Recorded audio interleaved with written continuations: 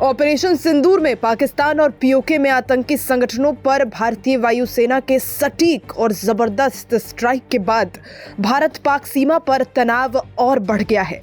इस बीच गृह मंत्रालय के सूत्रों से मिली जानकारी के अनुसार सभी अर्धसैनिक बलों की छुट्टियां तत्काल प्रभाव से रद्द कर दी गई हैं। गृह मंत्रालय ने आदेश दिया है कि बीएसएफ, सीआरपीएफ, आईटीबीपी, एसएसबी और सीआईएसएफ जैसे सभी प्रमुख अर्धसैनिक बलों के जवान पूरी सतर्कता के साथ ड्यूटी पर मौजूद रहें। सीमावर्ती इलाकों में अतिरिक्त तैनाती की जा रही है और इंटेलिजेंस इनपुट्स के आधार पर हाई अलर्ट जारी कर दिया गया है। भारत के एक्शन से पाकिस्तान में बौखलाहट। तो वहीं भारत के एक्शन के बाद से पाकिस्तान में बौखलाहट साफ नजर आ रही है और वो जवाबी हमले के लिए गीदड़ भभकी दे रहा है। सूत्रों की माने तो ये निर्णय किसी भी जवाबी कार्रवाई या आतंकी साजिश को रोकने के लिए किया गया है। विशेष रूप से जम्मू कश्मीर, पंजाब और राजस्थान बॉर्डर पर अतिरिक्त जवानों की तैनाती की जा रही है। रेलवे स्टेशन, एयरपोर्ट, मेट्रो और संवेदनशील प्रतिष्ठानों पर सुरक्षा और ज्यादा बढ़ा दी गई है। केंद्रीय एजेंसियों और राज्यों की पुलिस को भी सतर्क रहने के निर्देश दिए गए हैं। हर मूवमेंट पर कड़ी नजर रखी जा रही है। ऑपरेशन सिंदूर के तहत भारतीय सैनिकों ने आधी रात 1:30 बजे, जी हां 1:30 बजे राफेल और क्रूज मिसाइलों के जरिए पाकिस्तान और पीओके के 9 आतंकी ठिकानों को ध्वस्त कर दिया था। इस कार्रवाई में जैश ए मोहम्मद और लश्कर ए तैयबा जैसे संगठनों के ट्रेनिंग कैंप तबाह हो गए और 90 से ज्यादा आतंकियों के मारे जाने की खबर भी सामने आई है।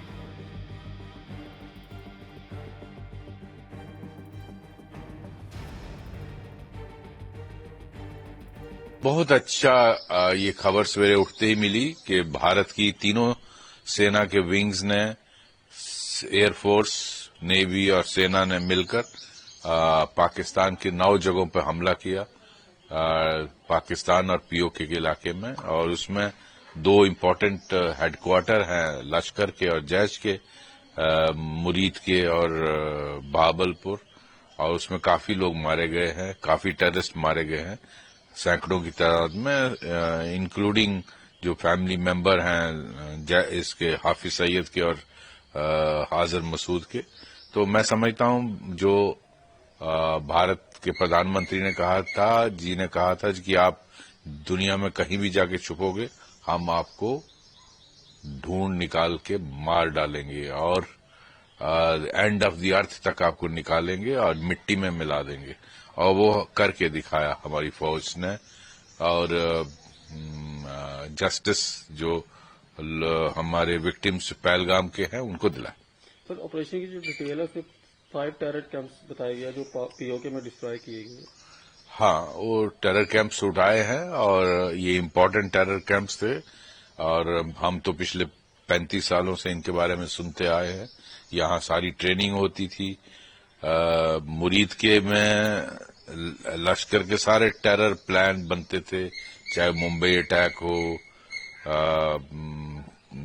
पार्लियामेंट अटैक हो, आप ये वाला पहलगाम वाला अटैक हो, और बावलपुर में पुलवामा अटैक हो, बहुत सारे जो भी जैश के यहाँ अटैक रहे, असेंबली, पार्लियामेंट, तो ये सब वहां प्लान होते थे और वहीं से सारे एग्जीक्यूट किए जाते थे। तो मैं समझता हूँ भारत ने अपना बदला लिया और प्रिसीजन के साथ ये अटैक करके उनको मैसेज दिया कि अगर आप हमसे मैसअप करेंगे, हम आपको हिट करेंगे जहां भी आप जाओगे। सर, पाकिस्तान द्वारा कई जगह पे सीजफायर वायलेशन भी हो रहा है जिसमें सिविलियन की कैजुअलिटी भी काफी हुई है। भारत मिट्टी में मिलाएगा इनको। पाकिस्तान, यही तो अनफॉर्चुनेट है कि पाकिस्तान एक ऐसी रोग स्टेट है जिसके कोई मोरल वैल्यू नहीं है। हमने 9 जगह पर अटैक किया, कोई सिविलियन को नहीं हिट किया। ये इनका बस चलता नहीं है। ये हमारी फौज से तो लड़ नहीं सकते, तो आकर इन्होंने सिविलियन को, अनआर्म्ड सिविलियन को टारगेट किया है। और पूरी एलओसी जो अखनूर से लेकर सुंदरबनी, नौशहरा, राजौरी, पुंछ, ऊड़ी, टंगधार, केरन, करना सेक्टर, सब में इन्होंने आर्टिलरी फायर खोला है और उसका जवाब, मुंह तोड़ जवाब दिया जा रहा है। लेकिन अनफॉर्चुनेटली पुंछ के इलाके में कैजुअलिटीज हुई है, शायद 7, 8, 9 कुछ लोग मारे गए। तो पाकिस्तान जैसी इमोरल स्टेट से और क्या उम्मीद कर सकते? जो भी हमारी तरफ, हमारे देश की तरफ आंख उठाकर देखेगा, जो भी हमारे देश में आतंक लाने की कोशिश करेगा, जो भी हमारी बहनों के सिंदूर को मिटाने की कोशिश करेगा, उसका हम क्या हल कर सकते हैं, ये इस बात का सबूत है। खासकर प्रधानमंत्री नरेंद्र मोदी जी के नेतृत्व में कल जो भी हुआ, रात को 1 से 2 बजे के बीच में जब सुबह भारतीय उठे तो उन्हें एक सिक्योरिटी की फीलिंग हुई। उन्हें इस बात का एहसास हुआ कि हमारे देश का नेतृत्व, हमारे देश की आर्मी, हमारे देश की सेनाएं बहुत ही हमें सुरक्षित महसूस कराती हैं। फिर उससे बड़ी बात जो थी, जो इसका डिस्क्रिप्शन दिया गया, इसका डिस्क्रिप्शन 2 महिलाओं ने दिया, महिलाओं ऑफिसर्स ने, कर्नल सोफिया कुरैशी ने और विंग कमांडर व्योमिका सिंह ने। उन्हें देखकर मेरा दिल, मेरा मस्तिष्क, मेरी छाती गर्व से ऊपर हो गई।